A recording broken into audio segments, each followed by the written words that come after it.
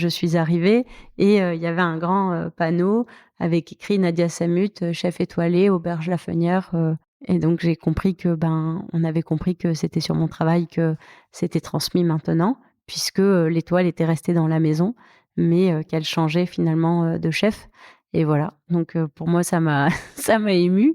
On va commencer ? Je t'écoute, je suis prête. Et si on pouvait changer le monde en mangeant ?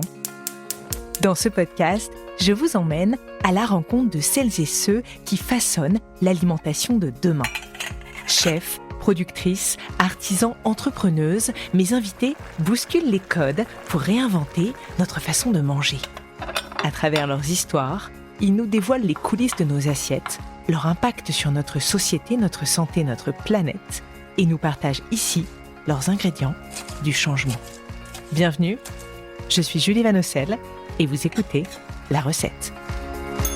La recette La recette de quoi, du bonheur? Alors j'en ai plein des recettes. Donc je vais vous donner la recette la plus simple. Il y a une recette que j'aime beaucoup. Moi je reste toujours fidèle à la recette. Tu veux que je te donne une recette là tout de suite ? C'est une nouvelle recette en plus, il y a marqué sur le packaging. C'est sûr qu'on peut changer le monde en mangeant.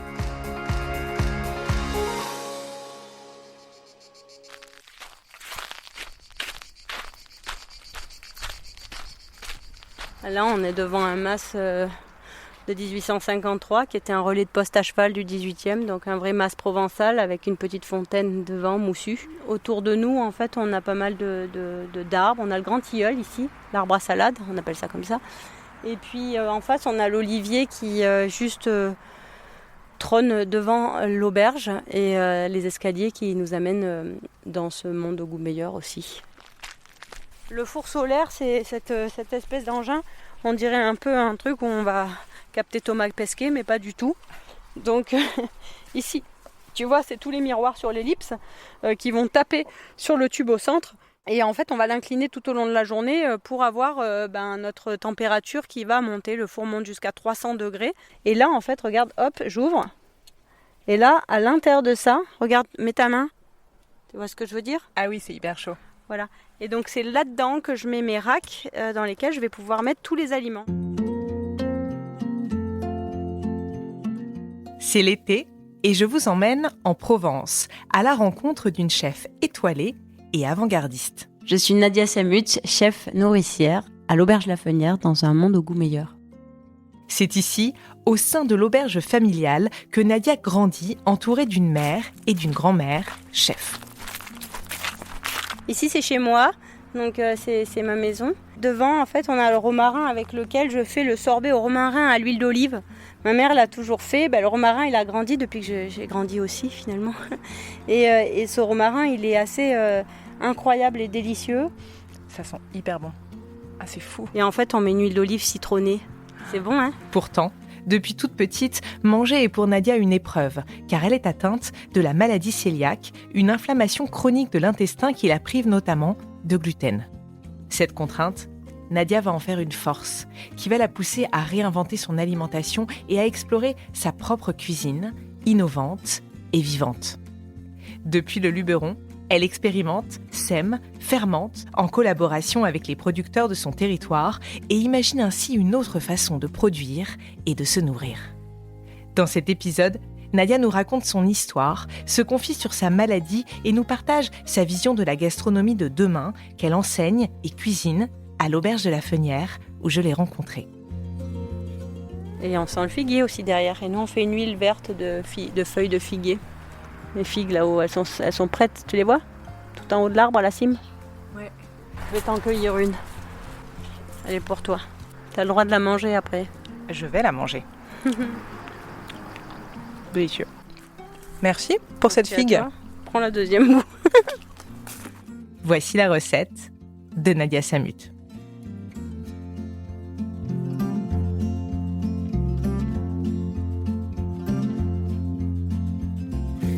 Dans la cuisine du mardi et le mardi on prépare la table à la campagne. C'est notre table qui est dans le potager. On a une petite équipe, là on a Leslie qui est en cuisine et qui prépare je ne sais quoi. Qu'est-ce que tu prépares ? Des lasagnes, voilà. Donc on fait la pâte à lasagne comme on voit là, avec de la farine de riz, elle a mis du pois chiche. Oui. Et bien sûr, parce que le pois chiche c'est de l'or ici, de l'or en barre même. Lasagne végétale. Donc qu'est-ce que tu vas mettre dedans? De l'aubergine? Non. Courgettes. Je vais me faire une petite sauce tomate avec des herbes trop sympas qu'on a dans le jardin. Et puis voilà quoi, mettre tout ça au four, bien grillé. Et les clients vont être très contents. C'est vrai en plus. Odeur d'aubergine sortie du four. Elles sont pas dans le four solaire, elles sont dans le four de la cuisine cette fois-ci. Qu'est-ce qu'on fait avec les aubergines à midi? Ah, le baba ganoush, oh là là, trop bon. Donc c'est une forme de caviar d'aubergine. Aubergine un peu brûlée quoi. Avec quoi? Mise au pois chiche, huile d'olive, tamari un petit peu, purée d'amande ou tahini. Bah moi je préfère la purée d'amande. Bah ouais. Ouais, et surtout quand elle est torréfiée. C'est bien meilleur.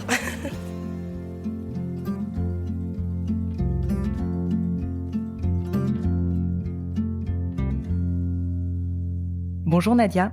Bonjour. Merci beaucoup de m'accueillir aujourd'hui à la Fénière, ton auberge et restaurant situé dans le Luberon. Nadia, tu es une chef étoilée, nourricière, pionnière.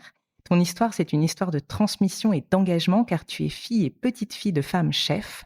Alors pour commencer, raconte-moi Nadia, où as-tu grandi et à quoi ressemblait la cuisine de ton enfance? J'ai grandi ici. Je suis née à Lourmarin dans les années 80, exactement en 1980. J'ai grandi dans le petit village de Lourmarin. Puis mes parents achetaient l'auberge La Fenière ici, même où on se trouve aujourd'hui, en 1996.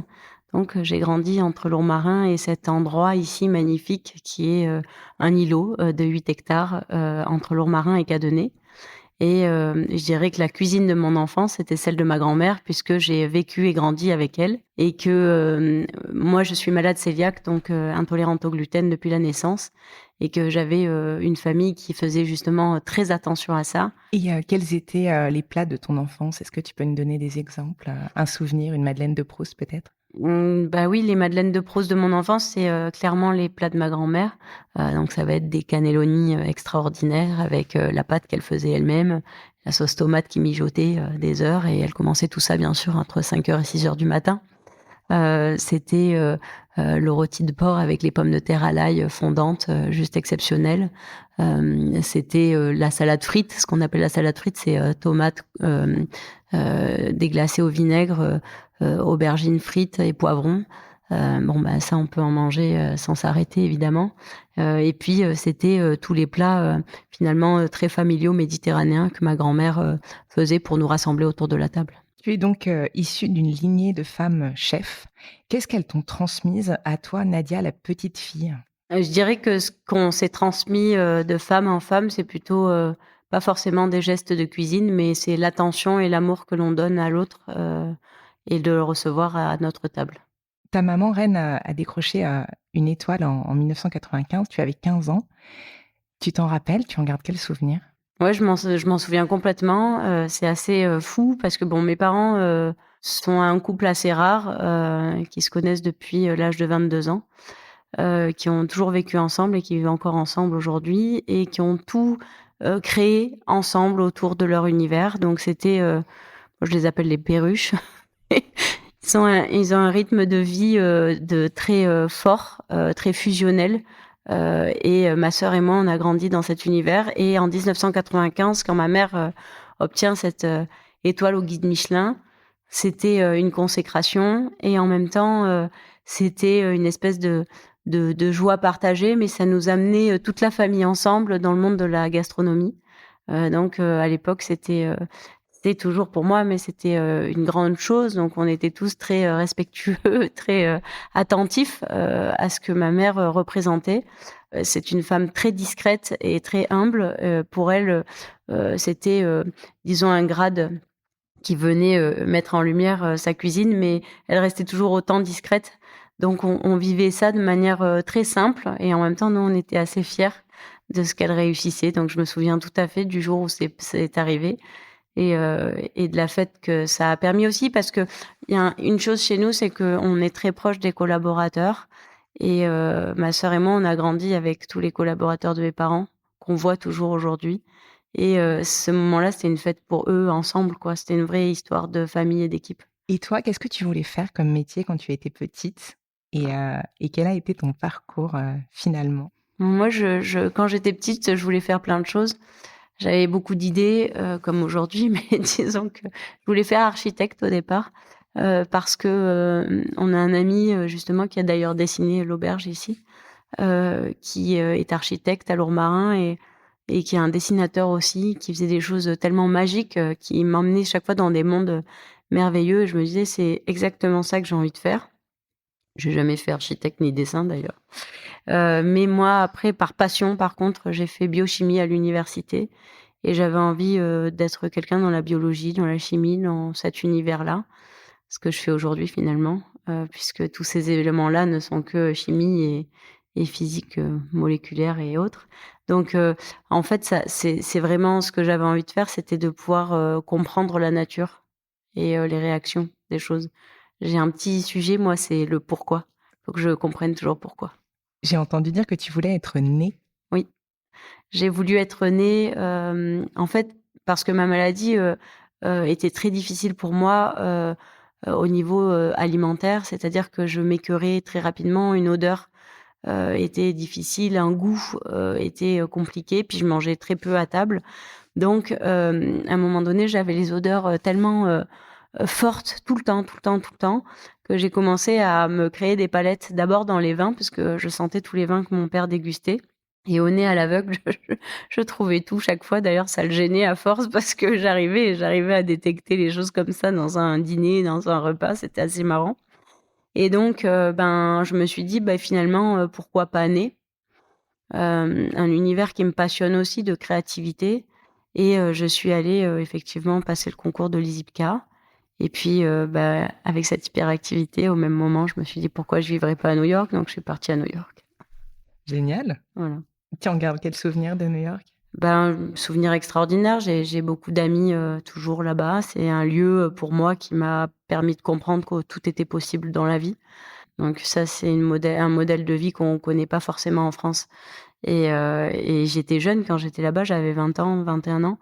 Donc j'avais la chance que mes parents, m'y envoient, avec un cadre plutôt extraordinaire. Donc j'ai trouvé quand même le moyen de faire des choses humanitaires comme d'habitude, mais j'ai eu la grande chance de vivre à 21 à New York, oui. Finalement, tu n'es pas devenue née, on le sait, tu es devenue chef. Alors comment, tu t'es retrouvée, finalement sur le chemin, de la cuisine et de l'alimentation durable? Comment tu es revenue, j'ai envie de dire, puisque tu as grandi ici? Comment tu es revenue à La Fénière? Raconte-nous. Je suis revenue ici, c'était un parcours particulier donc entre-temps, j'ai eu une agence de voyage autour de la gastronomie dans le monde, qui s'appelait Travel Food avec ma sœur Julia. Je décide de créer une agence de voyage autour de la gastronomie parce que ma sœur et moi, on a toujours beaucoup voyagé avec nos parents. On faisait des kilomètres pour aller, chercher, le fromage à tel endroit ou, ou le miel de je sais où et en fait, notre passion, c'était, de faire des voyages extraordinaires à la rencontre des gens qui font leur territoire et dans cet hôtel ici, nous, on passait nos étés et nos vacances puisque, ben, on travaillait aussi ici. On est passé d'abord par la réception, par la plonge, par plein de métiers et on a tout appris, du métier de nos parents et pendant ce temps-là, les clients nous demandaient toujours, «Ah, où vous iriez, si on partait en Toscane, si, là?» et nous, on arrivait avec tout le truc d'adresse et on disait à nos clients, enfin aux clients de mes parents, où il fallait qu'ils aillent et tout ça. Et un jour, on s'est dit: «Mais en fait, ce serait vraiment tellement génial d'avoir une agence de voyage autour de la gastronomie dans le monde, de tout ce qu'on a vu, de tout ce qu'on a rencontré et puis des gens aussi qui sont là-bas qui pourraient, aiguiller». Donc on a décidé de créer cette agence et on l'a tenue pendant 7 ans et justement, à la fin de ces 7 ans, je suis retombée gravement malade. Donc j'ai eu, ben, un retour de cette maladie cœliaque, donc qui est une intolérance au gluten, mais qui est une maladie auto-immune avérée de l'intestin grêle et donc j'ai eu cette problématique pardon de blackout complet où plus rien ne marchait et donc pendant ces 2 ans, j'ai été, alitée, et puis, relevée et réalitée et puis relevée et à un moment donné, je me suis dit: «Mais, il faut que, j'œuvre en fait avec, ce patrimoine, culinaire, d'éducation. Je peux en faire quelque chose et pourquoi pas, justement ramener, l'alimentation comme un bien commun et pas comme, une exclusion, puisqu'en fait, quand on a des pathologies liées à l'alimentation, on exclut alors qu'on ne devrait pas. Et tout de suite, je me suis dit: «Ben, en fait, dans mon monde à moi», que j'ai appelé tout de suite «Un monde au goût meilleur», je me suis dit: «Ben, pourquoi pas penser de manière, universelle, positive et joyeuse, inclusive?» Donc étant née aussi dans cette, ruralité, parce que l'ours marin aujourd'hui, effectivement, c'est dans ce luberon assez brillant et clinquant. Mais moi, je suis née dans la ruralité et mes amis d'enfance et tous ceux que j'ai vus grandir ici sont des agriculteurs, de vrais agriculteurs qui produisent, qui cultivent, qui font. Et donc, j'avais envie de relier ces choses-là, c'est-à-dire ce patrimoine d'éducation ici, et de le rendre finalement universel avec une réponse peut-être locale, mais une pensée globale. Ouais.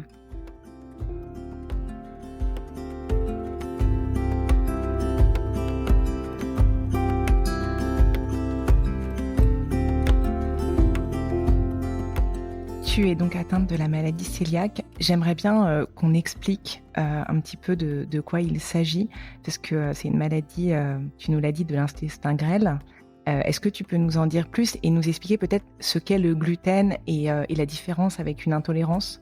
Peut-être juste pour bien comprendre de quoi il s'agit. Et je pense aussi à toutes les personnes qui nous écoutent et qui sont peut-être atteintes de cette maladie ou qui pensent l'être ou qui aimeraient en savoir plus en tout cas. Je vais peut-être commencer par le gluten. Le gluten, c'est la fraction protéique qu'on trouve dans le blé, le seigle, l'orge, l'avoine, le kamut, les blés anciens, l'épeautre aussi. Vous savez, quand vous mangez un épi de blé et que ça se transforme en chewing-gum comme ça dans la bouche, on faisait ça quand on était petit, moi je l'ai même fait. Et en fait, c'est ça le gluten. Donc, pour les personnes cœliaques, j'ai du mal à dire toujours maladie, moi, parce que je pense que c'est un état d'être et c'est un déséquilibre. Chez les personnes cœliaques, on a cette problématique de ne pas avoir d'enzyme qui digère cette protéine et donc qui détruit la perméabilité membranaire et qui fait qu'en fait, on va avoir des problématiques d'absorption, de malabsorption des nutriments. Ce qui fait que, par exemple, dans l'enfance, moi, je grandissais pas, j'avais les cheveux qui poussaient blancs, j'avais des problématiques de certaines vitamines, de fer aussi. Donc nous, les personnes cœliaques, on représente 1% de la population aujourd'hui. On peut vivre avec complètement et être heureux complètement. C'est juste qu'en fait, dans un monde comme la France, pour le coup, il y a peu de connaissances et peu d'alternatives jusqu'à maintenant parce que l'histoire de la gastronomie française fait qu'on utilise beaucoup effectivement de farine de blé, de lait aussi. Moi, je suis intolérante au lactose aussi. Et du coup, les bases techniques montrent toujours cette utilisation. Donc, quand on utilise autre chose, on a l'impression de substituer et de faire des recettes qui sont pas satisfaisantes et qui ressemblent pas à ce qu'on serait capable de faire. Alors que dans le monde entier, il y a l'utilisation de différentes choses, de farine de riz, de sarrasin, de sorgho, de fonio, de plein de choses de manioc au Brésil, plein de choses qui donnent envie en fait simplement de cuisiner et d'être cuisinier en fait. Donc c'est pour ça que je suis devenue cuisinière et nourricière, comme je dis, parce que moi, mon idée, c'est de nourrir l'autre en conscience. De nourrir, ça veut dire de penser de manière holistique au mouvement, c'est-à-dire de la terre jusqu'à l'assiette, de considérer la différence, de considérer la particularité, de ne pas voir ça comme un problème. Jusqu'à maintenant, j'avais la même difficulté que tout le monde et souvent quand je sors d'ici, de la Fenière, c'est difficile pour moi aussi, être gênée d'expliquer. Souvent d'ailleurs quand je prends une réservation ou je fais une réservation moi-même dans un restaurant, je le dis pas, parce que c'est quelque chose qui me met très mal à l'aise depuis toujours. Donc les gens qui sont avec moi le font parce que je comprends le regard qu'on peut avoir sur nous, parce que justement, il y a des personnes qui ont ce qu'on appelle des intolérances ou plutôt des hypersensibilités. Donc l'hypersensibilité au gluten existe de plus en plus parce que les blés et tout ça ont été modifiés. Et donc aujourd'hui, quand on arrive dans un restaurant et qu'on ne connaît pas la différence, ben finalement, moi je dis toujours, c'est à nous de faire attention, c'est à nous de choisir l'endroit où on va, c'est à nous de proposer au chef de savoir faire attention finalement, puisque pour l'instant, c'est pas encore acquis.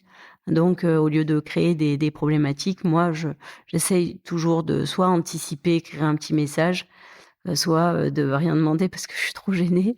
Et sinon, quand je voyage en Italie ou dans d'autres pays, c'est très bien accueilli. Même dans le fin fond de la Sicile, dans une petite maison d'hôtes, j'ai eu un repas extraordinaire avec une dame qui me faisait des pâtes et des lasagnes comme ça. Elle était tellement fière et contente de le faire, mais pour eux, c'est une normalité. Et comment ça s'explique ça, selon toi? C'est culturel parce qu'on est dans le pays du pain, par exemple, qui est un peu l'emblème, justement, aujourd'hui, le pain en France. Radicalement, oui. De toute façon, de cuisiner sans gluten, déjà, dire sans gluten, c'est insupportable. C'est pour ça qu'au début, moi, de mon projet, j'appelais ça With Love Allergen Free, c'était mon association avec Amour sans allergènes. Et ensuite, j'ai créé cette notion de cuisine libre qui m'a permis de créer mes premiers livres de cuisine dans ma cuisine, je veux dire mes livrets de recettes, où je commençais à me libérer des dictats, libérer du cadre imposé. Ce degré de méconnaissance, il est né, de ce pays dans lequel on vit et qui est très, très, très, fermé et stigmatisant sur le sujet. Il faut pas se cacher, en fait, c'est une vérité. Quand j'ai commencé à former il y a 10 ans, parce que maintenant ça fait 10 ans que j'ai lancé ce projet de vie, j'allais former des chefs ou j'allais former des gens, je crois qu'on me riait au nez, quoi, hein. Et moi, j'avais besoin de former parce que je disais, il faut quand même que je vois quel est le degré de connaissance et de compréhension. Et puis surtout, il y a pas de mal à pas savoir, mais il y a pas de mal à faire du bien surtout. Puis moi, j'ai commencé à dire que dans mon monde au goût meilleur, finalement, c'était un peu quand on cuisine des nouilles, des soba au Japon et qu'on mange des tagliatelles en Italie. Il n'y a pas une pâte qui n'est pas la bonne pâte. Il y a 2 environnements, 2 cultures, 2 civilisations. Tout ça est différent. Et en fait, c'était ça que j'avais envie de montrer. C'est que ici, il n'y a pas de pain parce que c'est un pain au sarrasin. Il y a un pain au sarrasin parce que le pain, c'est l'aliment de toutes les civilisations.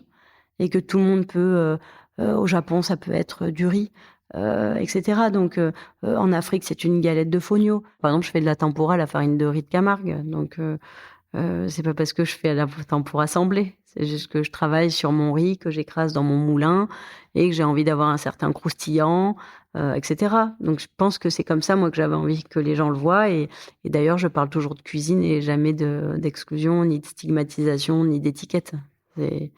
Rares sont les personnes ici qui parlent de sans gluten dans mon établissement. Et c'est pourquoi tu défends une alimentation vivante et tu nous as parlé aussi de cuisine libre.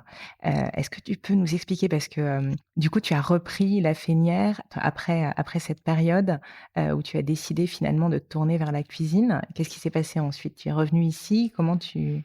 En fait, je suis venue ici en 2015.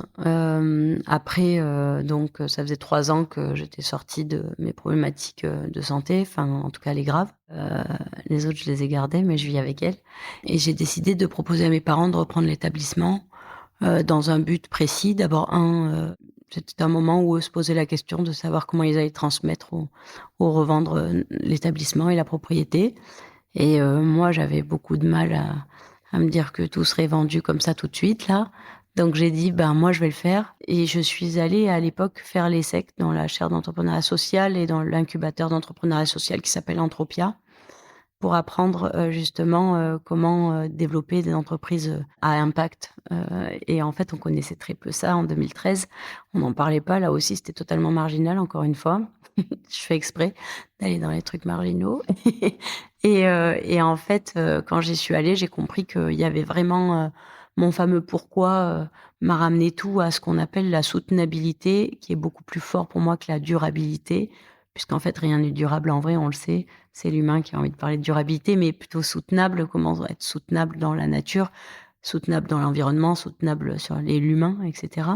Et donc, à ce moment-là, je suis revenue avec un business plan que j'ai présenté ici même à toute ma famille en disant, moi, je vais reprendre. Alors, tout le monde m'a regardé avec des gros yeux. Pourquoi tu vas reprendre cette maison? Pourquoi tu fais ça? J'ai dit, je crois qu'il faut que je rentre en cuisine. J'étais complètement persuadée. Je vais faire un lieu soutenable. Je crois que j'avais écrit un manifeste d'ailleurs où je disais à la fin, une fois l'excellence atteinte, comment mieux resservir? Et donc, j'ai exactement dit cette phrase à mes parents en disant, j'ai vécu dans l'excellence, justement, depuis 1995. Vous avez mis en lumière tout votre travail. J'ai grandi dans un écosystème, parce qu'il faut savoir que quand on est enfant de restaurateur, en tout cas de restaurateur comme mes parents, on vit à 1000 à l'heure ce qu'ils vivent. C'est-à-dire, d'abord, ils travaillent 7 jours sur 7, 365 jours par an. Les jours off sont évidemment des jours d'école pour nous. Donc, c'est là qu'on rate l'école pour partir avec eux. Et puis, on vit un truc, quoi. C'est une aventure humaine permanente, hyper dynamique. C'est un vortex. Et donc, moi, je me suis dit, il faut que je vive ça, mais dans cet écosystème. Et donc, j'ai dit à ma mère, en 2015, je rentre avec toi en cuisine. Elle m'a dit: «Ah bon, mais t'as jamais cuisiné?» Je dis: «Ouais, mais il faut que je le fasse là parce que je pense que c'est important déjà pour moi, c'est salutaire et deuxièmement, pour l'humanité, j'ai envie de le faire. Je veux réfléchir à ça». Moi, elle m'a dit: «Écoute, bah, tu rentres en cuisine, tu prends un coin là». D'ailleurs, ce coin que j'ai pris s'appelle le coin d'Harry Potter depuis parce que je faisais que des essais de chimiste. C'est vrai, avec mes farines et bah, j'ai commencé à me mettre, derrière, et à faire, du pain justement, à travailler les farines. J'ai acheté un petit, moulin à un agriculteur pas loin d'ici et j'ai commencé à transformer, à faire, à essayer. Puis elle me disait: «Ben, tu fais, tu fais, tu fais et puis avec papa, on va te dire et on va essayer de t'accompagner.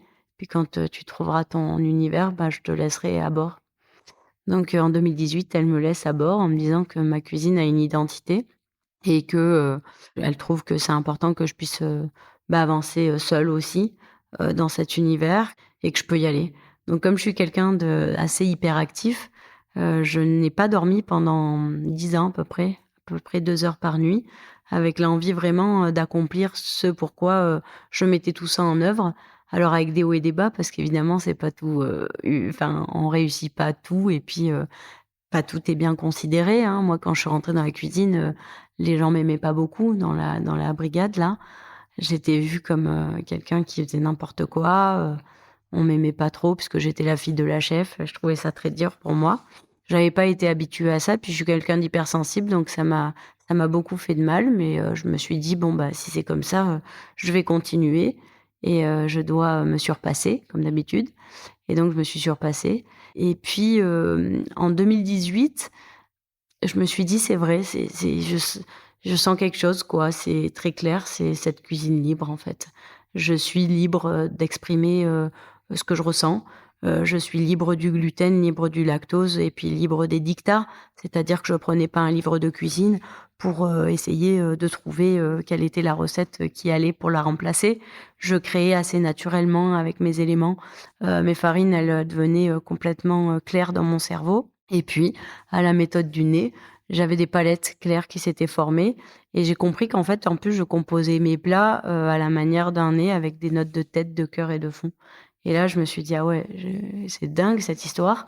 Tout s'est mis ensemble. Donc la cuisine libre est née de cette chose-là, une vraie identité personnelle au milieu d'une problématique personnelle aussi qui était, effectivement ce gluten et là, j'ai créé vraiment un univers que j'ai compris que je pourrais transmettre. Parce qu'au début, bah, moi, j'avais pas d'équipe non plus, parce que qui avait envie de cuisiner avec quelqu'un qui est pas cuisinier, à qui on dit: «Oui, elle a repris l'étoile de sa mère», ce qui n'était pas du tout vrai parce qu'évidemment, en 2015, je suis allée voir le guide Michelin tout de suite avec la présentation de ce que j'allais faire, l'histoire de ma famille et la mienne qui arrivait, étant tout à fait humble, de savoir que c'était pas mon métier, mais qu'en tout cas, j'avais envie d'atteindre, ces étoiles-là, dans mon univers à moi.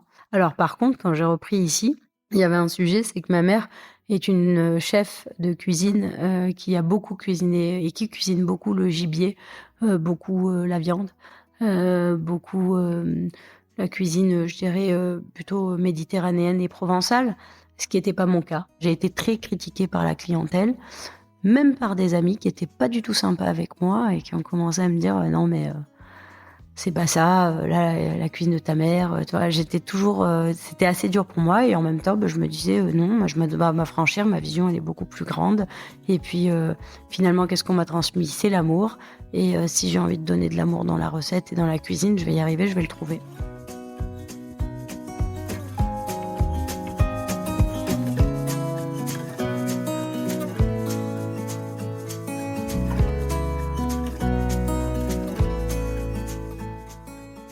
Ta maman, était une chef étoilée. Tu es également une chef étoilée. Est-ce que tu te rappelles, du jour où tu as reçu, ton étoile?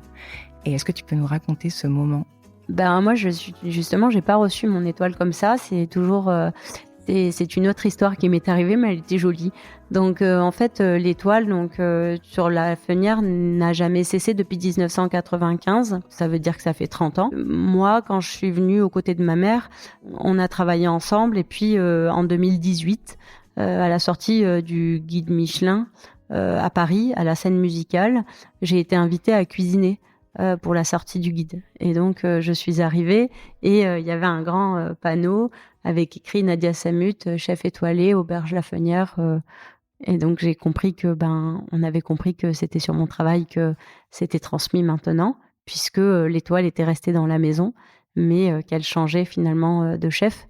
Et voilà. Donc pour moi ça m'a ça m'a émue parce que je me suis dit que j'avais pas trahi le travail de mes parents ni de ma famille et surtout de ce lieu parce qu'il faut quand même garder le niveau quoi. Tu nous as expliqué à quoi ressemblait ta cuisine, cette cuisine libre. Est-ce que tu peux nous donner des exemples, je sais pas, de plats ou de techniques? Tu as parlé de techniques. Par exemple, tout de suite, j'ai fait un dessert que j'appelais le Paris lourd marin, non pas pour revenir sur le Paris-Brest complètement, mais j'avais envie de manger de la pâte à choux déjà depuis des années. On croit que la pâte à choux, on peut le faire qu'à la farine de blé. J'ai plein d'anecdotes sur l'histoire de faire des choux sans d'ailleurs, que j'ai amené dans d'autres cuisines, mais j'ai tout de suite fait une pâte à choux qui était magnifique avec une crème pralinée de noisettes que je faisais torréfier, que je faisais des noisettes noires aussi comme on fait de l'ail noir, etc. Et j'avais envie de trouver cette onctuosité, ce côté noisette, mais en l'amenant un peu plus loin, tout ça. Donc moi, mon premier truc, c'est j'ai travaillé sur le Paris lourd marin et je l'ai créé, je l'ai fait, et puis tout le monde venait le manger. Et ça a été une jolie histoire pour moi de création. Et puis après, je dirais que tout de suite, c'est le pois chiche qui est arrivé dans ma cuisine. Donc le pois chiche, cet élément vertueux, qui était une variété, en plus, retravailler les variétés de nos territoires, parce qu'on est quand même ici en Provence, le pois chiche a toujours existé, sauf qu'il faut savoir que le pois chiche vient de Turquie ou d'Inde, et que ça fait bien longtemps qu'on cultivait pas de pois chiche ici, dans notre région ou dans nos régions. Donc ça a été tout de suite une envie, en fait, d'aller dans le champ, de savoir est-ce qu'on pouvait le planter, de savoir que ce pois chiche fixe l'azote dans le sol et n'a pas besoin de beaucoup d'eau, et puis que en fait après je l'amenais dans la cuisine pour le rendre visible différemment, pour le rendre vertueux et délicieux. Et là tout de suite j'ai commencé à travailler le pois chiche avec déjà mon miso de pois chiche, puisque je revenais du Japon à un moment donné et je me suis dit en 2016 je suis allée travailler au Japon et je me suis dit waouh, tout ce que je viens d'apprendre dans la campagne là sur le soja, mon pois chiche, moi je vais aller le travailler comme ça. Et encore une fois, comme je suis chimiste de formation, j'ai tout de suite connecté les formules en fait. Et là j'ai créé mon lait de pois chiche. Donc je dis toujours que je trais du pois chiche dans ma cuisine, mais j'ai fait mon lait de pois chiche en réfléchissant à la partie protéique qu'on trouve dans la caséine, donc du lait de vache et l'onctuosité que l'on a, et puis celui que j'allais trouver dans mon pois chiche. Bon, toujours des petits trucs de pourquoi. Et puis du coup, j'ai réussi à faire ce lait, j'ai trouvé ça juste génial. Et de mon lait de pois chiche, j'ai commencé à faire ma glace au lait de pois chiche, mélasse de grenade, et c'est devenu quelque chose ici comme un petit clin d'œil permanent à l'histoire d'un pois chiche finalement qu'on peut rendre sublime, où quand on mange cette glace au lait de pois chiche, on a l'impression d'avoir une glace presque à la noisette avec des accents de un peu brûlé, torréfaction, parce que je travaille dedans du sucre de coco, que ma petite mélasse de grenade, elle vient et elle apporte quelque chose. Donc tout ça, c'est devenu après des espèces de pensées et qui m'ont fait grandir. Et qui m'ont fait comprendre le goût aussi que j'avais envie d'avoir et le goût que j'aimais finalement, parce que moi j'ai jamais aimé manger. Mais ça, tu l'as dit plusieurs fois, j'ai jamais aimé manger. Et aujourd'hui, tu as retrouvé le goût? Oui, depuis cette idée ce passage en cuisine et ce moment où j'y ai mis les deux pieds dedans et j'ai construit, créé des recettes, on n'imagine même pas, parce que il fallait tout faire pour moi. Du pain à tout quoi, le lait de pois chiche, les fermentations, mes crèmes d'amandes, je sais pas. Et puis j'avais pas envie d'avoir des choses industrielles, donc forcément je créais tout. J'ai retrouvé le goût, mais je mange pas. En fait, je préfère sentir. Donc je fais ma cuisine en sentant. Je mange pas parce qu'en fait, chaque fois que j'ai mangé dans ma vie, j'ai eu mal au ventre. Donc il paraît que j'ai moins mal au ventre maintenant, mais je le sais plus. Donc j'ai été trop habituée à vivre avec l'intestin qui était très douloureux. J'ai pas le même plaisir que vous pouvez avoir, ou je sais pas quel est votre plaisir en fait, mais moi ce qui me fait plaisir, c'est de voir les gens manger, et c'est aussi de comprendre les équilibres. Et souvent quand je fais ma cuisine, mes sauces, mes choses, d'ailleurs j'ai que des toutes petites casseroles, ma mère elle avait des énormes fait-tout, des trucs énormes, et moi je rentrais, je voyais ces odeurs, ces trucs, je me dis je peux pas rentrer, c'est volatile, ça sent l'agneau partout. En fait c'est mes angoisses. Et donc moi, j'ai toutes mes petites casseroles, mes petites réductions, mes petits jus, hein, et mes légumes toujours là et tout. Et donc en fait, j'ai besoin d'être finalement rassurée par ce petit écosystème qui me fait du bien. Et là, je peux goûter. Souvent, mes équipes me disent, on vous fait quelque chose? Je dis, non, c'est bon. J'ai pas envie du tout. En plus, quand je mange, il faut que ce soit dressé parce que j'aime pas quand je dresse pas. Donc, j'ai tout un petit rituel, quoi. Voilà. Mais en fait, c'est ce qui m'a permis aussi de de me relier à l'aliment parce que c'était tellement difficile. On peut pas le comprendre, mais quand on a une aversion à l'alimentation, nous, on a je pense qu'on a des petits codes pour y revenir. Mais aujourd'hui, par contre, ouais, dans ce monde au goût meilleur, tout est extraordinaire, hein, j'adore. Et ce pois chiche, justement, c'est donc une variété ancienne qui a été replantée dans le Luberon, c'est ça? Alors, en fait, on a une variété ancienne qui s'appelle le pois chiche du roi René. Moi, j'ai eu la chance de rencontrer les personnes qui ont replanté ça sur le plateau d'Aix-en-Provence, en fait, à la base. Mais en fait, ici, en Provence, il y a un pois chiche aussi qui se transmet d'agriculteur en agriculteur. Il n'a pas vraiment de nom. Ils disent que ça s'appelle le twist, mais je ne sais pas. J'ai eu la chance d'être accueillie par le lycée agricole de l'Île-sur-la-Sorgue et Avignon, qui s'appelle le lycée Pétrarque. Et donc là, j'ai rencontré un monsieur qui s'appelle Loïc Charpentier, extraordinaire chef de culture, et qui m'a dit, on peut faire ça, on va le faire en rotation, là, sur les champs, avec les élèves. Trop bien, quoi. Et on a commencé à faire entre 9 et 12 tonnes par an de pois chiches. Et ce pois chiche, à ce moment-là, j'ai acheté un gros moulin. Et je me suis dit, finalement, mon truc à moi, c'est le moulin. Si ma farine, elle est pas fraîche, extraordinaire, moulue, dans une meule de pierre, juste striée comme il faut et tout ça, j'aurai pas le meilleur produit puisque tout le monde s'en fout de ma farine de pois chiche. Je vais aller l'acheter dans un magasin, elle aura sûrement des traces de gluten. Et puis, en plus de ça, il y aura pas de travail sur le terroir ni sur l'écrasement. Alors voilà, mon grand investissement dans ce projet, ça a été ce moulin qui m'a permis de créer des farines avec les moutures dont je rêvais, qui m'a permis aussi de travailler sur cette soutenabilité, d'être à zéro déchet, puisqu'on utilise tout dans le pois chiche. Donc quand on l'écrase, on va avoir de la farine, on va avoir de la semoule, et puis il reste de la peau. Donc avec la farine, on va faire du pain, mais je fais aussi le lait de pois chiche, et donc ma glace et mon tofu de pois chiche qui s'appelle le tohu, T-O-H-U, ça vient de Birmanie. Et ensuite, je vais faire avec la semoule des graissins. Je fais plein de choses aussi avec ma semoule de pois chiche. Par exemple, de la pâte à tarte, très belle, juste granuleuse, sublime. Et ensuite, avec la peau de pois chiche, j'ai fait 2 choses. La première, j'ai fait du muesli soufflé, délicieux, comme ça, un peu croustillant. Et ensuite, on a fait une forme de pickles, de fermentation, comme on fait au Japon avec le son. Et donc, voilà.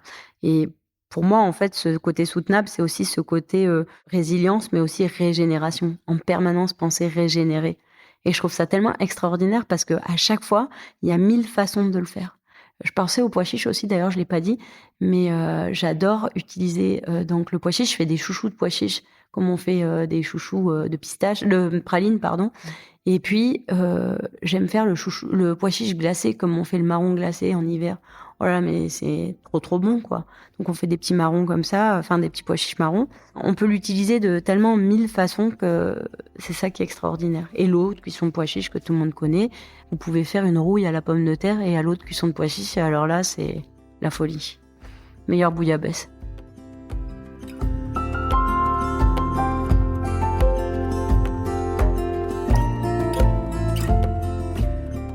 Et en 2019, tu es récompensée par une étoile verte, récompense pour ton engagement dont tu viens de nous parler notamment. Qu'est-ce que ça représente pour toi, cette étoile verte ? L'étoile verte, pour moi, c'est... Moi, je dis toujours que c'est une étoile filante, en fait, parce que d'abord, elle n'est pas décernée comme l'étoile rouge. Elle est apposée pour mettre en lumière le travail, justement, soutenable que l'on essaye de faire dans nos maisons.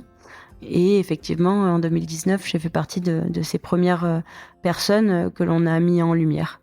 Alors, pour moi, c'est un engagement de respect et de responsabilité, en premier, mais c'est aussi un engagement de partage, parce que on n'est pas tous au même état d'engagement.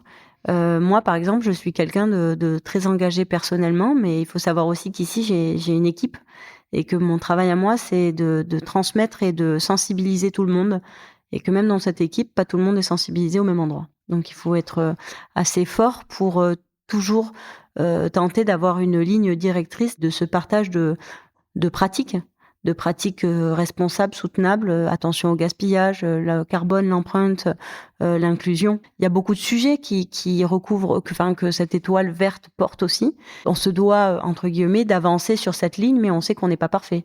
Et ça, c'est important de le souligner et de le dire, parce que l'étoile verte, c'est pas celle de dire ils sont à zéro défaut. Non. On tente en tout cas de rendre le futur souhaitable plus vertueux. Et moi, finalement, cette étoile verte, c'est une étoile de la transmission. Je le dis d'ailleurs toujours au guide Michelin. Je le dis pour moi, je suis ravie de la porter, mais elle ne m'appartient pas, elle est là pour être transmise. Et il faut que je trouve les meilleures manières de le faire. Mes collaborateurs arrivent aussi d'autres endroits où il y a peut-être peu de pratiques soutenables, parce qu'on ne les a pas encore mises en œuvre ou parce que c'est peut-être pas dans l'ADN de la maison ou la volonté des gens. Donc ici, c'est plutôt, pour moi, la Fenière, c'est un lieu d'accueil et de transmission et de respect aussi du degré d'avancée de chacun. Et ma responsabilité à moi, c'est surtout de sensibiliser, premièrement. Et cette étoile verte, elle me permet de le faire. Et derrière, de chaque fois rajouter des cordes à mon arc, quoi. Par exemple, le tri. Je suis désolée, on croit que ça se fait aussi facilement que ça, mais pas du tout. Pas du tout, du tout. C'est-à-dire que sinon, on passe notre vie autour de la poubelle à vérifier. Parce que il y a peut-être 50% des collaborateurs qui sont totalement pris par cette responsabilité et 50% autres pas. Donc voilà, donc c'est important en fait d'avoir aussi en tête la réalité du monde dans lequel on vit. Moi, par exemple, je travaille avec mon four solaire. Je suis passionnée par ce travail-là. Est-ce qu'on comprend vraiment qu'on utilise une énergie différente ou qu'on croit qu'on a une fantaisie dans le jardin? Voilà, c'est quand même quelque chose. Donc, je trouve que ce qui est très intéressant derrière l'étoile verte, pour moi aujourd'hui, c'est de voir la diversité des engagements qui sont pris et de comprendre aussi comment on peut les exécuter. Et ce qui me plaît beaucoup, c'est pour ça que je lis beaucoup sur les pratiques des différentes étoiles vertes, c'est de regarder les différentes pratiques et de pouvoir les adopter, de pouvoir les partager. Par exemple, Mauro a beaucoup avancé sur ce qui était le zéro plastique, etc. Je disais toujours à mes équipes, vous appelez les chefs de Mauro, vous parlez avec eux et vous demandez comment ça peut se mettre en place, comment ils ont fait ça, quelle est la difficulté, etc. Parce que, en fait, je trouve que cette étoile verte, c'est aussi celle du partage. C'est celle où on peut se transmettre des choses, peut-être. Là où la rouge, peut-être, ça se transmet moins. Tu viens de citer Mauro Colagreco, qui est un chef également très engagé, notamment sur la question du plastique, comme tu l'as dit. Et voilà, il y a de nombreux chefs aujourd'hui qui portent cette étoile verte et qui développent des pratiques responsables, mais dans la restauration en général. Quelle est ta vision des choses? Tu dis que tu sensibilises. Est-ce que tu sensibilises justement d'autres cuisiniers, d'autres chefs? Et pourquoi c'est important? Qu'est-ce qui reste à faire aujourd'hui pour aller... Je sais, Nadia me regarde actuellement et son regard en dit long sur le chemin qu'il y a encore à parcourir dans la restauration au niveau des enjeux écologiques. Qu'est-ce qui reste à faire? Je vais dire presque tout, si ce n'est d'abord, comme tout, sensibiliser. Mais je dis toujours que l'engagement, c'est viscéral, c'est pas mental en fait. Donc on peut dire 15 fois à quelqu'un de remplir un document Bicorp pour être sûr que l'entreprise le soit, mais s'il ne fait que cocher sans avoir la conviction d'eux, en fait il ne se passera rien. Et c'est pareil dans nos cuisines, c'est pareil dans notre service, c'est pareil dans beaucoup de choses. Donc aujourd'hui, l'état actuel de la restauration, je dirais presque, a peut-être d'autres chats à fouetter que d'intégrer aussi facilement des pratiques durables. Mais pourtant, il faut les intégrer. Et pour les intégrer, il faut avoir confiance en les pratiques qu'on va nous proposer. Il faut être accompagné.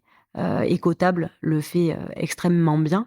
D'autres le font aussi. Et moi, je forme aux vertueux délicieux dans les cuisines, effectivement. Pour moi, ce qui est essentiel, c'est de le transmettre au travers du goût. Donc, je crois qu'il est de notre devoir que de proposer des formations, de proposer des méthodes de sensibilisation qui sont vertueuses et délicieuses, encore une fois, qui nous touchent en plein cœur et qui nous donnent envie de porter une responsabilité, qui nous donnent envie d'œuvrer et pas qui nous contraignent à œuvrer. on n'est pas tous à la même lettre, entre guillemets, de l'alphabet de l'avancement. Donc, il n'y a pas à montrer du doigt et à se dire quel est mon plan d'évolution ? Quel est mon plan d'évolution de responsabilité ? Qu'est-ce que j'y mets derrière ? Et surtout, encore une fois, parce que j'y suis confrontée tous les jours, comment je mets ça en pratique dans mes équipes ? Voilà. On sent quand tu parles que cette transmission, elle est essentielle pour toi. Pourquoi c'est important de sensibiliser aujourd'hui à ces enjeux-là ? Ma question, elle est simple, mais... La réponse est compliquée. Mais la réponse n'est pas toujours aussi... Pourquoi ? Parce que, d'abord, parce que c'est un bien commun, ça ne nous appartient pas. Et faire mieux, si on a trouvé une clé pour avancer, on doit la transmettre. Moi, toutes les recettes que je fais, elles sont là pour être transmises. Je ne cache pas les cahiers de recettes. Je ne cache rien parce que j'aimerais que les gens puissent apprendre tout ça pour s'ouvrir et pour ouvrir la pensée. Donc, la première chose, c'est cela. Et pourquoi aussi,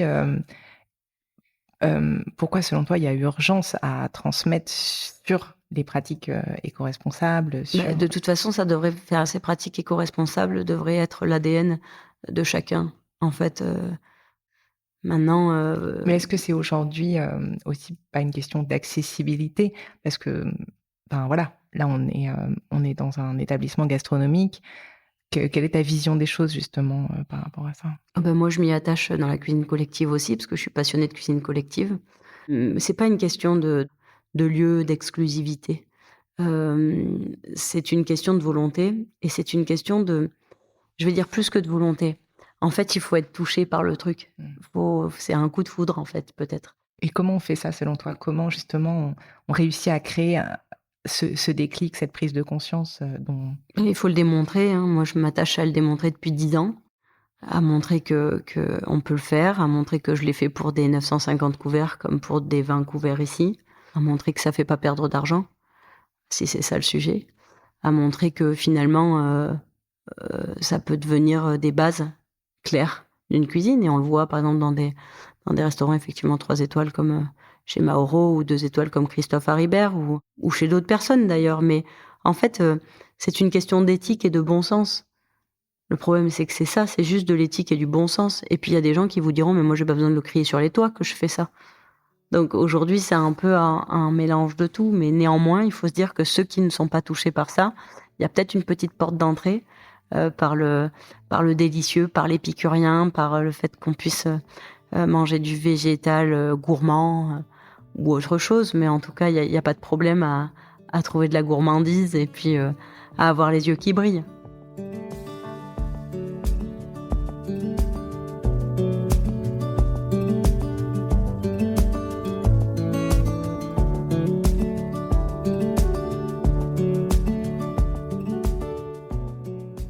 Tu as créé le mouvement Nourrir, qui se décline en plusieurs activités que tu mènes de front. Est-ce que tu peux nous en dire plus ? Et surtout, Nourrir, l'ambition, c'est inventer l'assiette de 2040. Oui. À quoi ressemblera notre assiette en 2040 ? Alors, pour commencer, déjà, le mouvement Nourrir, c'est... j'ai envie de fédérer derrière cette histoire de mouvement, parce que j'ai fait seule, là, pendant 10 ans, j'avoue. J'ai fait seule avec mes convictions, j'ai fait seule avec l'envie de montrer que c'était possible. J'ai tenu ce restaurant gastronomique, alors encore une fois qu'on a bien compris, j'étais pas chef. J'ai fait de la haute gastronomie alors que je l'ai inventé et je l'ai créé en 10 années. C'est peu et c'est un énorme challenge pour moi tous les jours au quotidien. Et en même temps, ce mouvement, c'est un mouvement de la terre à l'assiette qui fédère chaque acteur nourricier, de la semence à l'agriculture, en passant par aussi la transformation et puis la distribution, j'ai envie de dire aussi, parce que chacun de nous peut avoir un acte d'engagement nourricier sur cette chaîne. Il y a ce travail agricole, pour moi, de filière agricole, celle du pois chiche, celle aujourd'hui de la caroube, celle d'activités de filière régénérative. Et donc, je propose et je cherche des paysans, des agriculteurs qui ont envie de rejoindre ce mouvement pour œuvrer ensemble. J'ai fait un projet avec Mauro Colagrico sur l'oignon rose de Menton, avec la maison des semences Maralpine. C'est ultra passionnant. Donc voilà, c'est cette chose-là. Par exemple, là, combien de nourriciers, nourricières sont derrière ces projets-là, et c'est ça qui est inspirant pour moi. Puis derrière, il y a le côté paysan, agriculteur. Donc là, j'ai effectivement ouvert la porte des lycées agricoles parce que je pense que c'est là aussi que la transmission se fait pour dessiner cette fameuse assiette de 2040. Et puis ensuite, il y a la transformation sur les territoires, ces fabriques de territoires. Moi, j'ai créé en 2019 aussi Commensal, mon premier atelier de meunerie, boulangerie, pâtisserie. Et mon travail aujourd'hui avec le mouvement Nourrir, c'est d'aller à la rencontre de ces fabriques et d'apporter des recettes de transformation pour les faire ensemble, pour revaloriser notre ruralité. Nous, on avait des casseries d'amandes à Cadenet qui n'existent plus. Aujourd'hui, les amandes, il faut savoir qu'en Provence, souvent, elles descendent en Espagne pour être cassées et remontées. C'est quand même hallucinant. Voilà, tous ces métiers de ruralité sont nécessaires et essentiels à dessiner justement cette assiette de 2040. Voilà, donc tout ça est là. Et puis, sous le mouvement Nourrir, j'ai aussi cette académie, donc ce besoin de transmission, encore une fois, ce besoin de sensibilisation. Je me suis dit que pendant ces 10 années, tout ce que j'avais appris ne m'appartenait absolument pas. Parce que j'ai eu la chance de la survie d'abord, et que tout ce que je fais au quotidien, j'essaye de le transmettre et de le donner. Je le fais peut-être pas toujours de la meilleure des façons, mais en tout cas, je le fais et je m'y affaire. Et mon but, c'est d'emmener le citoyen et les acteurs de cette chaîne nourricière ensemble vers cette assiette de 2040. On est en 2025. On plante, on sème, on diversifie notre culture et notre biodiversité aujourd'hui pour 2040, et il faut créer des futurs vertueux et délicieux. Ça veut dire le goût, la Madeleine de Proust. Manger du lait de pois chiche sous forme de glace au lait de pois chiche, c'est pas commun. Mais si on crée aujourd'hui justement cette mémoire cellulaire, en fait, ça deviendra quelque chose. Manger du caroube pour son côté lacté et chocolaté, travailler tout ça de cette façon-là, c'est dessiner l'assiette de 2040. Pour moi, c'est une assiette vertueuse, c'est une assiette engagée de la semence jusqu'à l'assiette. Je travaille aussi la mer, la pêche. Donc toujours autour de chez moi. Je me suis attelée au crabe bleu là depuis 2 ans. Ce crabe qui mange la faune et la flore marine et qui détruit, mais qui est comestible et qui est très très bon et qui est très beau en plus. Et du coup, l'idée c'est de se dire comment on l'amène dans l'assiette de 2040. Je travaille beaucoup le maquereau, moi, je travaille le mulet. Et voilà, donc l'assiette de 2040, c'est une assiette où on aura réussi à fédérer pour ce bien commun qu'est l'alimentation, le respect effectivement de la planète et de l'homme, ce futur vertueux et délicieux, sans stigmatisation, sans contrainte, mais viscéralement. Tu as créé une gamme de farines et produits de boulangerie et pâtisserie sans gluten, c'est ça? Que tu as appelé Commensal, en référence au mot commensalité, qui oui, signifie manger ensemble. Les liens qui se créent autour de la table sont aussi essentiels pour 2040. totalement. En fait, je me rappelle au début de mon travail avoir lu un article, je crois que c'était dans Le Monde, je me souviens plus, avec une interview d'un sociologue qui disait mangerons-nous encore à table ensemble demain? Il me semble que c'était Claude Fischler, ouais, j'allais dire Jean-Pierre Poulin, mais c'était Fischler, oui, que j'adore aussi. Et en fait, moi, j'ai pris ça tout de suite comme une réflexion pour 2040, évidemment. Ici, on mange tous autour de la même table, à la Fenière, dans toutes mes tables d'ailleurs. L'assiette de 2040 et la table de 2040, c'est une table effectivement qui, sociologiquement parlant, permet ce partage et cette commensalité, permet d'accueillir, de recevoir et d'inclure. C'est très marrant parce qu'il y a 2 semaines, il y a eu un problème de grippe aviaire. Et donc notre producteur d'œufs, monsieur Pascal Avignon, que j'adore à Malmort, n'avait plus d'œufs. Donc mon équipe est venue et m'a dit mais comment on fait, on va où chercher les œufs? On appelle qui? Parce que j'appelle tout le monde et il n'y a pas d'œufs. Et j'ai dit on est en 2040, donc vous vous asseyez et qu'est-ce qu'on fait en 2040? On a du pois chiche, on a de l'amande, on va avoir de l'eau de cuisson de pois chiche avec une aquafaba qui a des propriétés chimiques très très proches de l'albumine de l'œuf. On a de la purée de pommes, on a plein de choses, donc on est en 2040 et la pâtisserie ne doit pas souffrir d'une problématique de grippe aviaire. Voilà, c'est ça pour moi 2040.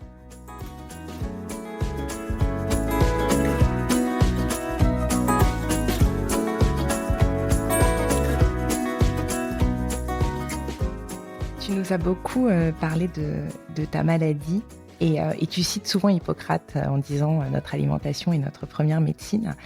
Qu'est-ce que tu as envie de dire aujourd'hui aux cœliaques qui nous écoutent ou qui nous a confié pendant cette interview que tu n'aimais pas manger? quand tu étais plus jeune, que tu avais un rapport à l'alimentation qui était particulier. Alors, je pense aux cœliaques, mais je pense à toutes les personnes qui ont peut-être une pathologie liée à l'alimentation. Il y en a beaucoup aujourd'hui.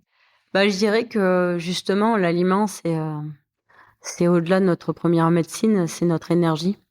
On mange, on met des aliments 3 fois par jour dans notre corps.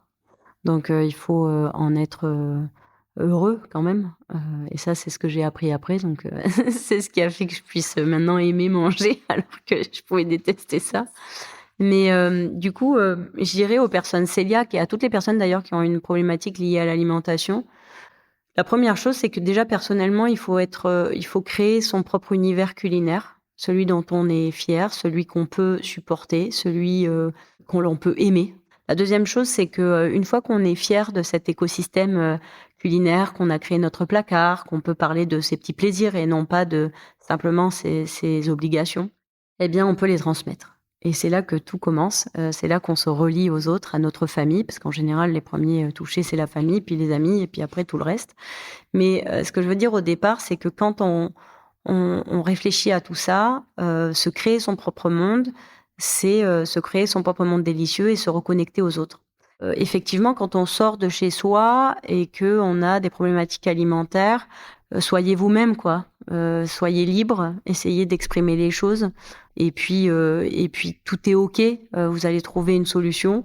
Et puis si vous sentez que c'est pas possible dans un restaurant, rappelez-vous quand même que le restaurateur, il fait d'autres choses. Il a peut-être peur de faire quelque chose de mal. C'est pour ça qu'il le fait pas. Donc on peut choisir nos adresses. Ça, c'est quand même pas mal. Il y a de plus en plus de lieux qui savent cuisiner sans gluten ou qui savent en tout cas avoir une attention sans gluten certifiée et sécurisée pour nous. Donc c'est important. Et la dernière des choses, tout simplement dans le cerveau, ne pas mettre le cerveau en mode on sur exclusion, le mettre en mode on sur inclusion de notre part vers les autres. Et puis ça va marcher.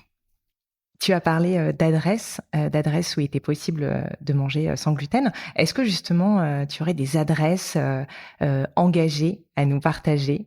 J'ai plusieurs adresses de différentes manières, engagées et préférées, mais il faut surtout qu'elles puissent faire attention à moi, comme je dis. C'est pour ça que je peux jamais faire jury, d'ailleurs, de concours culinaires pour goûter. Si vous voyez bien, je suis toujours jury dans la cuisine à minuter le temps ou à checker les gens, mais pas du tout à la table de dégustation. Voilà. Donc, j'adore aller au Saint-Hubert à Saint-Saturnin-les-Aptes, qui est un lieu pas loin d'ici, qui est juste extraordinaire, d'une grande justesse et simplicité. Carte des vins trop jolie et surtout, en fait, je l'adore parce qu'ils font hyper attention pour moi. Donc, je peux manger tout ce que je veux. En arrivant là-bas, il suffit de dire qu'on est effectivement intolérant au gluten et ils savent bien ce que c'est. Donc, c'est assez chouette. Et c'est un restaurant pour tous, bien sûr. Et c'est un bistrot génial. Voilà. Qu'est-ce que j'aimerais dire comme autre adresse ? Évidemment, je vais parler de Mauro tout à l'heure, mais le Mirazur, c'est un cadeau qu'on peut s'offrir, si on peut se l'offrir, mais c'est une adresse extraordinaire. Et là encore, j'ai eu la chance d'être accueillie et attendue avec des attentions d'une grande gentillesse et d'une grande, dans un grand respect. Donc, merci encore. Et puis, où est-ce que j'aime aller ? J'aime aller chez Bruno Verjus, chez Table à Paris, où je suis aussi accueillie et attendue parce que Bruno me connaît depuis ma plus tendre enfance. Et donc, il sait exactement quels sont mes problèmes. Donc, j'ai une adaptation particulière des plats et je me régale. Et puis, de manière peut-être plus simple, entre guillemets, moi, j'aime manger un poisson grillé au bord de la mer, en vrai. J'ai une mère qui fait ça dans sa petite maison au bord de la mer. C'est mon restaurant préféré. Mais c'est un restaurant familial que pour nous. Ça donne envie quand même. Faut juste l'appeler Sérène Samut. Et ben justement, ça fait 10 ans maintenant que tu as repris le flambeau de Reine Samut. Ouais. Quel a été le moment le plus fort ? Si tu ne devais en retenir qu'un. Quel a été le moment le plus fort ? C'est difficile parce que c'était une transmission Pas avec des moments marqués, nous. On y est allés et puis comme d'habitude dans ce métier porté par la femme, résiliente et résistante, en avant Guingamp.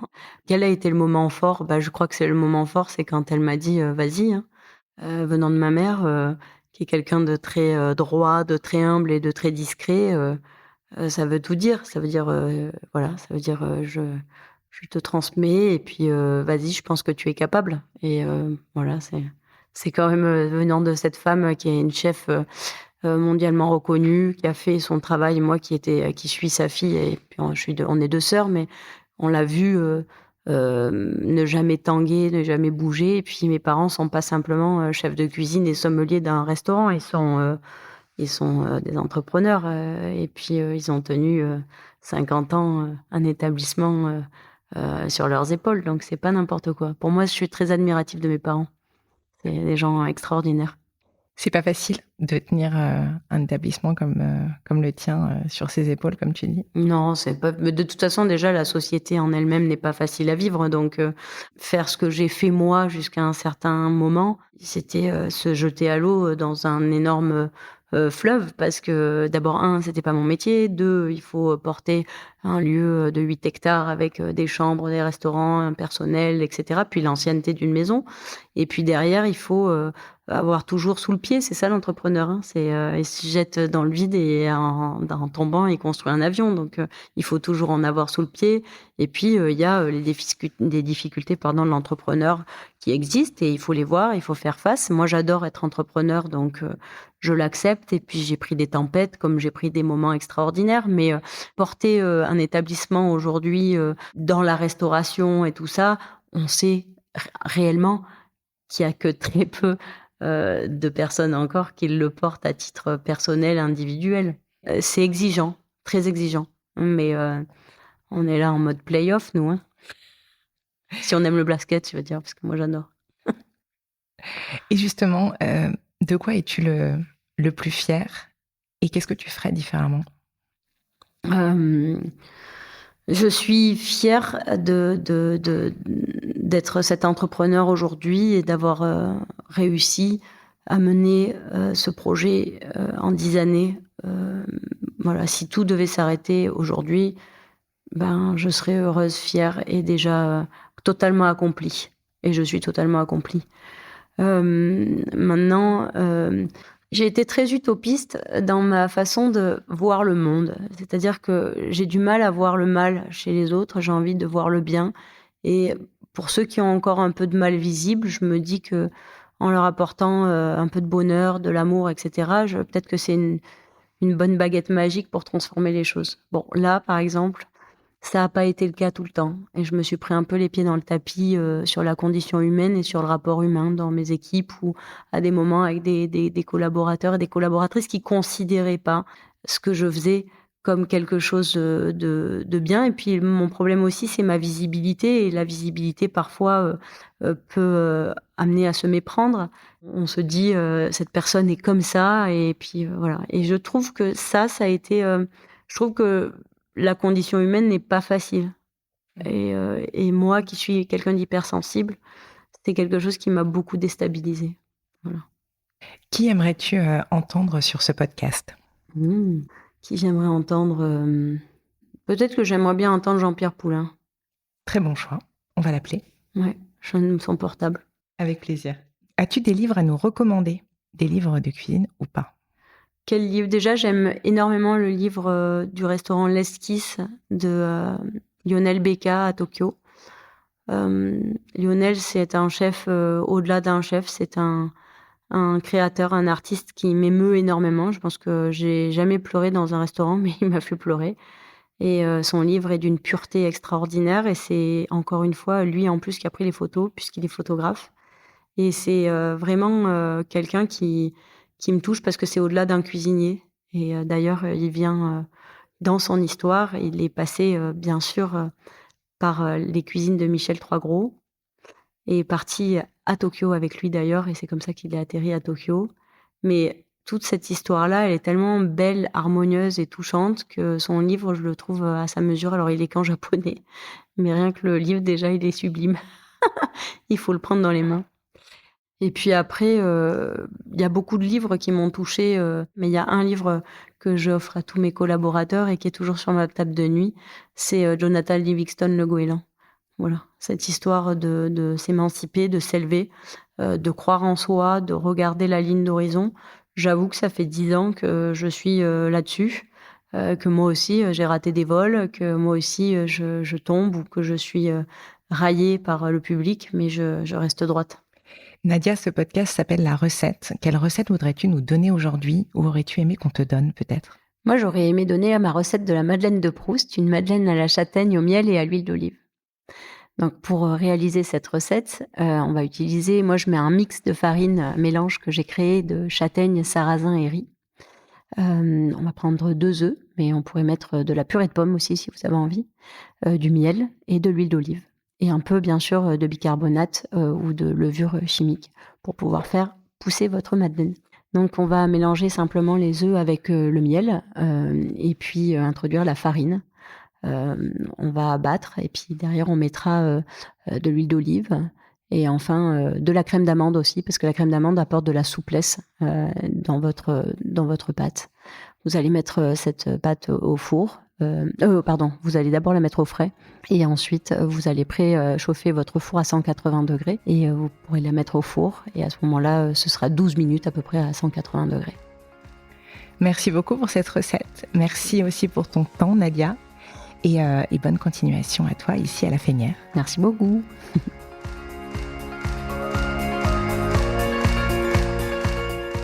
Merci pour votre écoute et on se retrouve donc le mois prochain pour un nouvel épisode de la saison 3 de La Recette. En attendant, n'hésitez pas à mettre des étoiles et un commentaire sur votre plateforme d'écoute préférée.